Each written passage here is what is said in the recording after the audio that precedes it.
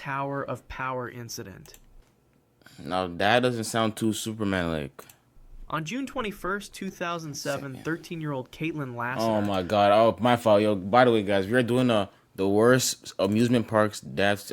Accidents. Okay, cool. That's great. That's great news. So maybe nobody dies in this video. That's great news. Cause usually he should be saying death. Arrived at Six Flags Kentucky Kingdom with her family for what should have been a perfect summer day. Oh my god. Why do you have to do the dad like that?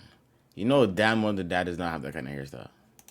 The Louisville amusement park was bustling with visitors eager to escape the heat on the various rides and attractions. Caitlin, an active middle school student from nearby Elizabethtown, had been looking forward to this trip for weeks. She was particularly excited about the Superman Tower of Power, the park's signature thrill ride that dominated the skyline at 177 feet tall. The Superman Tower of Power was considered one of the most popular attractions at Kentucky Kingdom. The ride worked by seating passengers in a circular gondola with their feet dangling freely beneath them. A sophisticated cable and pulley system would lift riders to the top of the tower, pause for a moment to build suspense, then release them into a controlled free fall back toward the ground. The sensation of This is not this. Yo, hold on. This narrator sounds different. It's not the paint. This is the pain. Yo, pain. Are you alright? You feeling sick? You need some tea? You sound like, where's the energy at, pain? Usually you sound, weightlessness combined with the panoramic view of Louisville made it a must-ride attraction for thrill seekers. Safety harnesses secured riders around their torso and shoulders, while their legs hung unrestrained. All right, pain. All right, pain. We know what a drop zone looks like. We know what it looks like. You know what it does. Joined the line with her family members, watching as previous groups of riders screamed with delight during their descent. The ride operators went through their routine safety checks, ensuring. Yo, shout out to Pain. Pain, I love you. You put me on game. You just made me notice how you spent a minute and 14 seconds talking about nothing. Like, you literally could have said, on September, the Superman Tower incident, September 2007, 18-year-old girl was waiting in line with her two parents when she went up and, you trying to say, you went through the whole Six Flags and she was waiting for this day for a week and, like, god damn. All harnesses were properly secured. Like, if you really wanted this video to be 2 minutes, you could have made it 2 minutes. Initiating the lifting sequence, everything appeared normal as Caitlin's group was loaded into the gondola seats. The massive tower stretched high above them, and she could feel the anticipation building as the ride began its slow ascent. At approximately 40 feet above the ground, something went catastrophically wrong. One of the main support cables suddenly snapped under tension, creating a whip-like effect as the severed cable lashed across the ride's gondola. The steel cable, moving at tremendous speed and force, struck multiple riders before they could react. In an instant, what had been a moment of anticipation turned into absolute horror. Caitlin bore the worst of the cable's impact. The severed steel wire struck her legs with such force that both feet were completely amputated above the ankles. The other riders in the gondola screamed in terror as they witnessed the unthinkable accident unfold. Blood immediately began flowing from Caitlin's severe injuries while she remained conscious and aware of what had happened to her. The ride operators, seeing the emergency situation, immediately halted the lifting mechanism and began emergency descent procedures. Park security and medical personnel rushed to the scene as soon as the gondola returned to ground level. Caitlin remained remarkably calm despite her traumatic injuries. She's in shock. Been asking about her severed feet. Emergency medical technicians quickly applied tourniquets and began life-saving treatment while preparing her for immediate transport to University Hospital. The other passengers, though physically unharmed, were deeply traumatized by witnessing such a horrific accident. The Superman Tower of Power was immediately shut down pending a full investigation. Caitlin survived her injuries but faced a lifetime of challenges adapting to her permanent disability. The accident led to industry-wide reviews of cable inspection procedures and ride safety protocols. Six Flags ultimately settled with the family for an undisclosed amount, while the ride was permanently removed from the park. The incident became a watershed moment for amusement park safety standards across the entire industry. Big Dipper. You know what's so crazy? That cable cord could have cut her head off, could have cut any of those kids' head offs on that ride. If that whip was so fast, if that was so fast that it took out both of her legs, imagine your squishy neck. Oh my god, that could have been worse. I hope they sued them for $18 million plus. Coaster derailment incident. On May 30th, 1972, families across London flocked to Battersea Fun Fair to celebrate the holiday weekend. The popular amusement park located along the Thames had been a beloved destination for generations of Londoners seeking thrills and entertainment. Among the fair's most popular attractions was the Big Dipper, a classic wooden roller coaster that had been delighting visitors since 1951. The aging ride, with its traditional white-painted wooden structure and steep drops... The aging ride? Hold on, is my camera too high? The aging ride? Rides don't have expiration dates? At what point do you say, yeah, you know what I'm trying to say? Like, what's going on with the maintenance? represented the golden age of British seaside entertainment. The Big Dipper I'm not going on stood no as a wooden testament ride. to post-war optimism, built when the country was recovering and families were eager for simple pleasures. The coaster featured a series of hills and curves, typical of wooden coasters from that era, reaching speeds of approximately 35 miles per That's too slow for me. I'm not going on no roller coaster going 35 miles per hour. Its cars could hold up to 20 passengers at a time, and on busy days like this holiday weekend, the ride operated continuously with minimal downtime between cycles. The wooden track, supported by an intricate framework of timber beams and cross braces, had weathered more than 2 decades of London's harsh climate. Among the holiday crowd were several families with children, including groups of teenagers who had come to the fair specifically for the thrill ride. The painter, I love you so much because you don't copy strike or flag none of my videos, but please, like, I feel like my viewers are waiting for you to get to the point. The Big Dipper's line stretched long on this busy And we don't give a afternoon, fuck with about the excited Big Dipper's riders line. returned to experience the classic coaster. Many of these visitors had ridden the Big Dipper countless times. I don't give a fuck if they rode it 80 times. Yo, the painter, what's going on?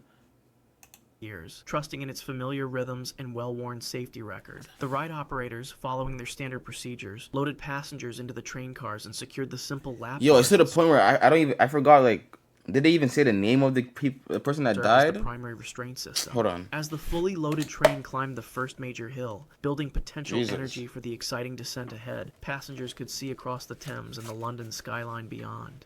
The mechanical chain lift carried them steadily upward with its characteristic clicking sound. Everything seemed perfectly normal as the train crested the first hill and began picking up speed on the downward slope. The familiar sensations of acceleration Holy and mild shit! airtime brought squeals of delight from the passengers. Then, as the train approached a banked curve at high speed, catastrophic structural failure occurred. A critical section of the wooden track structure collapsed without warning, unable to support the dynamic forces of the speeding train. Probably because it's wood.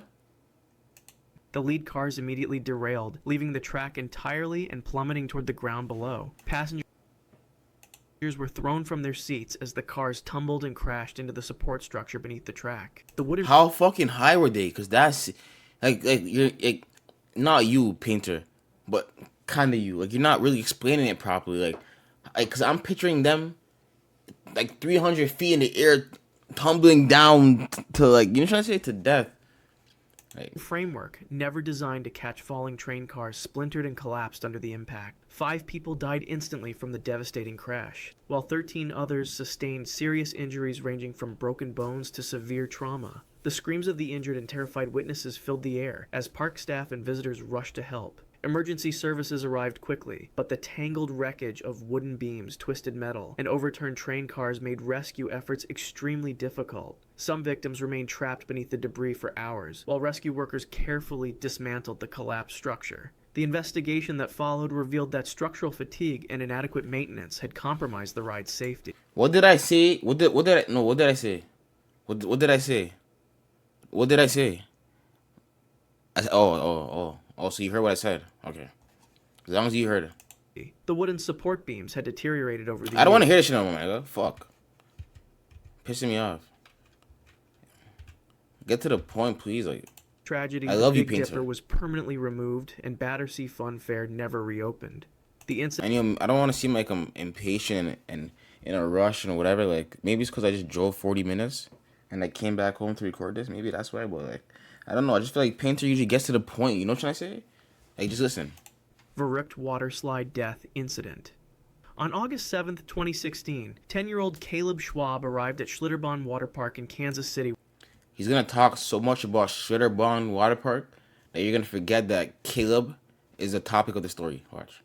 And then tell me if I'm bugging. If I'm bugging, I'm so sorry.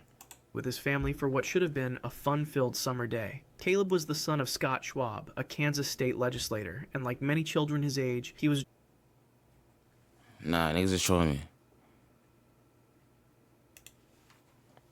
arrived at Schlitterbahn Water Park in Kansas City with his Imagine family get 2 for hours what should again. have been a fun-filled summer day. Caleb was the son of Scott Schwab, a Kansas state legislator, and like many children his age, he was drawn to the park's most famous attraction. Towering above the water park at 168 feet and 7 inches tall stood Verrückt, officially recognized as the world's tallest water slide. The German word verrückt means insane, a name that proved to be tragic. Wait. My brain had to like process this. I'm thinking like this is a roller coaster. This is the waters. Wait. You go down and come up, right? Damn, how the fuck do you go down and come up that high though? You gotta be going fast.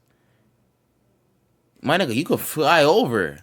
Verrückt had opened just 2 years earlier amid great fanfare and media attention. The massive slide featured a unique multi-person raft system where 3 riders would be secured together in a specially designed inflatable raft. The ride began with a steep 17-story drop, followed by a second hill that created a moment of weightlessness before the final descent into a splash pool. The slide's designers had incorporated overhead safety netting along portions of the ride to prevent rafts from becoming airborne, a safety feature that acknowledged the extreme forces generated by the attraction.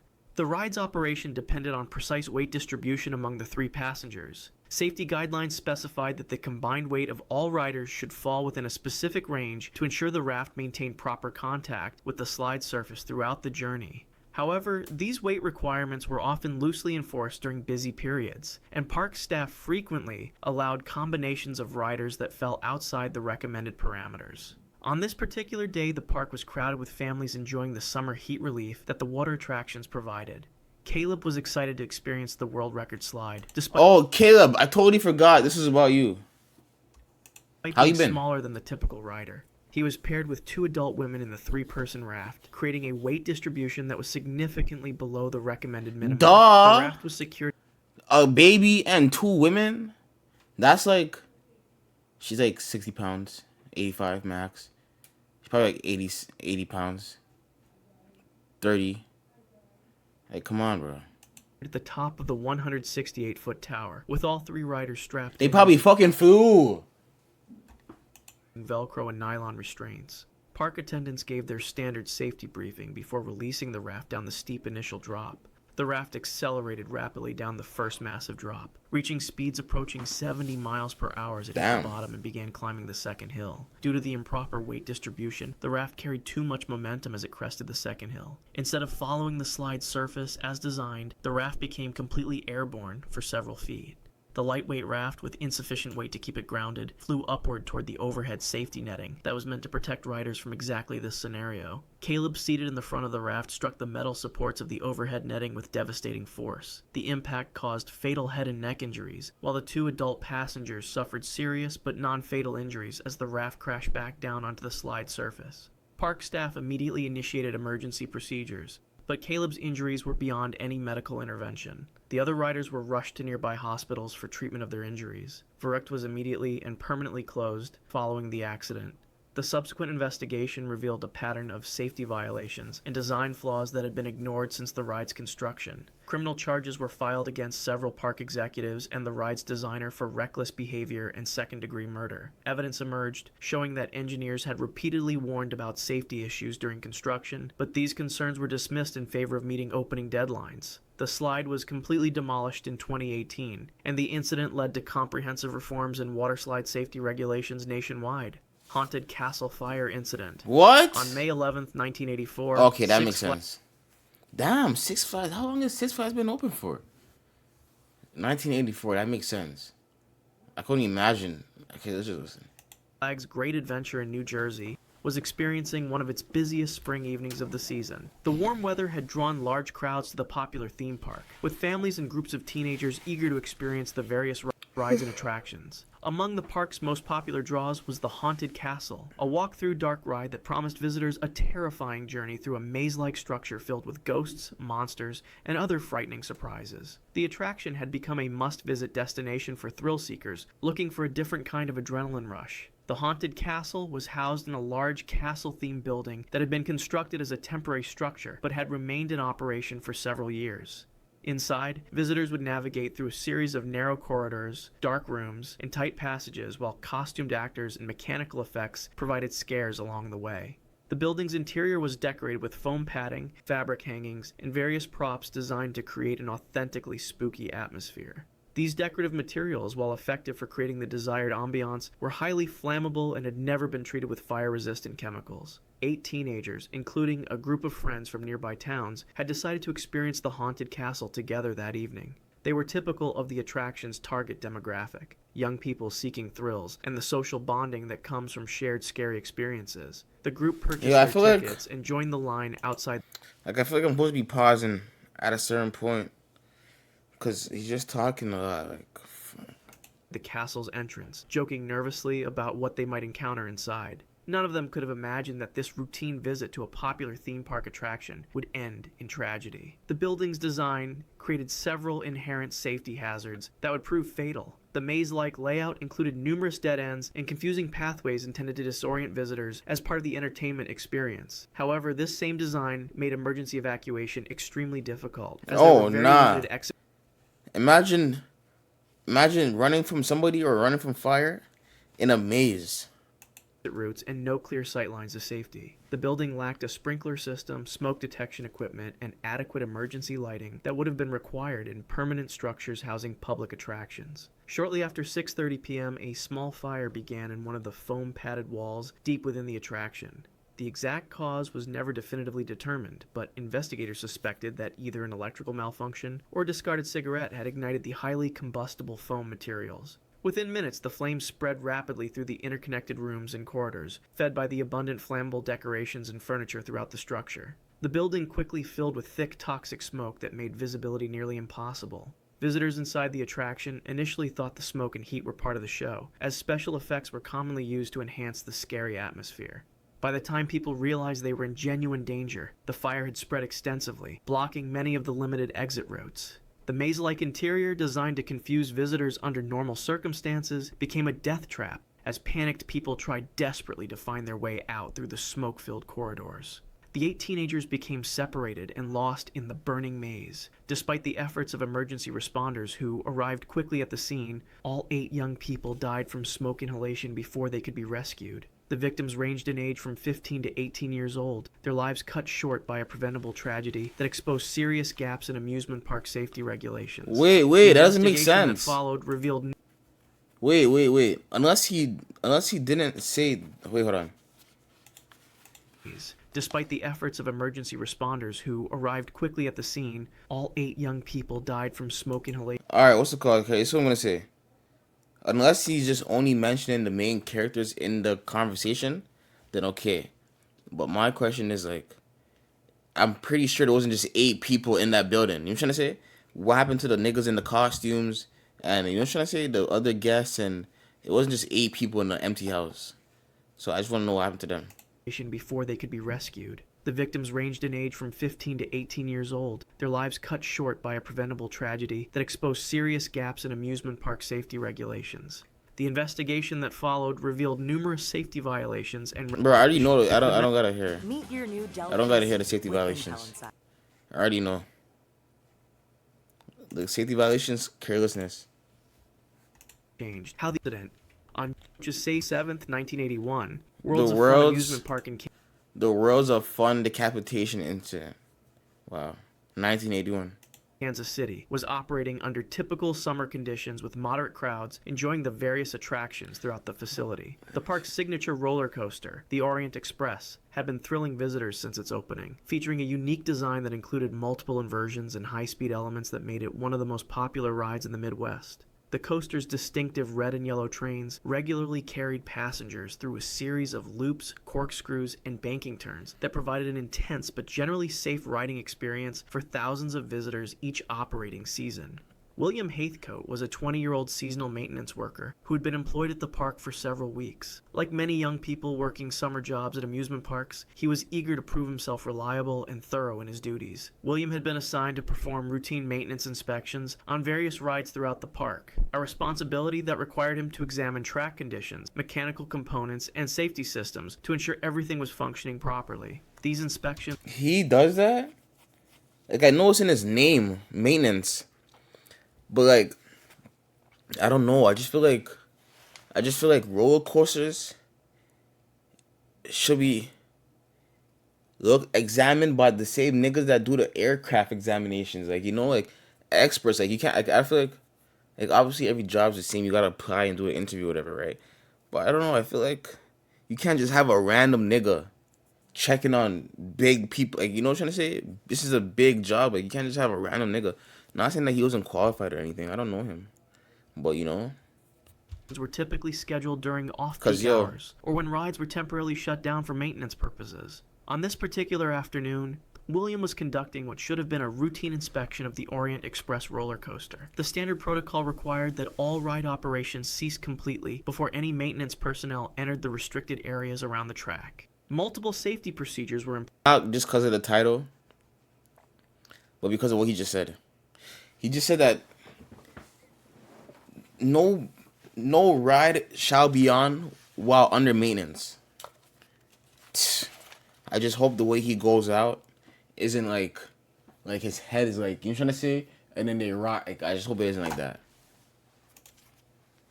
That'll be Incident that was about to occur, including communication systems between ride operators and maintenance staff, physical lockout procedures for ride controls, and clearly marked boundaries that separated operational areas from maintenance zones. The Orient Express continued to operate normally, with trains full of passengers completing their circuits through the various inversions and high-speed sections of the track. The ride operators in the control booth maintained their standard monitoring procedures, watching for any irregularities in the ride's operation while managing the loading and dispatching of successive trains. The mechanical systems functioned exactly as designed, with block zones and safety sensors ensuring that trains maintained proper spacing and operated within safe parameters. Something went catastrophically wrong with the communication and safety protocols that should have prevented any maintenance worker from entering a restricted area while the ride remained operational. Williams somehow gained access to an area immediately adjacent to the active roller coaster track, placing himself directly in the path of the speeding trains. Whether this was due to a breakdown in communication between departments, inadequate training on safety procedures, or a momentary lapse in judgment, the result was the same. As one of the Orient Express trains rounded a curve at full operational speed, it struck William with tremendous